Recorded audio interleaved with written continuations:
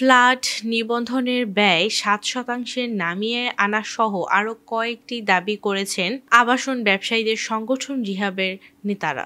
অর্থ উপদেষ্টা সালেহ উদ্দিন আহমেদের সাথে সাক্ষাৎ করে আগামী ২০২৫-২৬ অর্থবছরের প্রস্তাবিত বাজেটে এ দাবিগুলো অন্তর্ভুক্ত করার দাবি জানান তারা। রাজধানীর সচিবালয়ে আজ সোমবার দুপুরে অর্থ উপদেষ্টা সালেহ উদ্দিন আহমেদের সাথে তার কার্যালয়ে সাক্ষাৎ করে রিহাবের ৭ দলের প্রতিনিধি দল। সংগঠনের ভারপ্রাপ্ত সভাপতি লিয়াকত আলী ভূঁইয়া।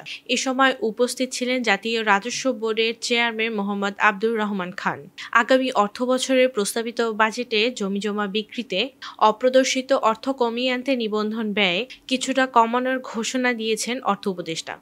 আগামী বাজেটে জমি বিক্রেতার হাতে অপ্রদর্শিত অর্থ সৃষ্টি কমাতে প্রকৃত বিক্রয়মূল্যের সম্পত্তি নিবন্ধনে উৎসাহ দিতে মূলধনী মুনাফা কর বা উৎসে কর কমানো হয়েছে। এর আগে ২ বছর আগে জমি নিবন্ধন কিছুটা কমানো হয়েছিল।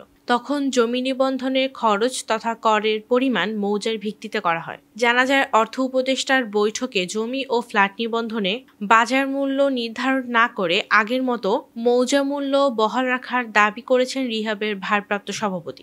এছাড়া নিবন্ধনের ক্ষেত্রে গেইন ট্যাক্স ৪% এবং রড সিমেন্টের কাঁচামাল, রং, প্লাস্টিক সহ বিভিন্ন নির্মাণ উপকরণের উপর অতিরিক্ত কর প্রত্যাহারের দাবি জানান তিনি। বর্তমানে ফ্ল্যাটের আকার ভেদে নিবন্ধন ব্যয় ১৫.৫% হয়ে থাকে। তার মধ্যে গেইন ট্যাক্স ৬%, স্ট্যাম্প শুল্ক ১.৫%, নিবন্ধন ফি ১%, স্থানীয় সরকার ফি ৩% ও ১,৬০০ বর্গফুট পর্যন্ত ভ্যাট ২% ও ১,৬০০ বর্গফুটের ওপরে ভ্যাট ৪.৫%।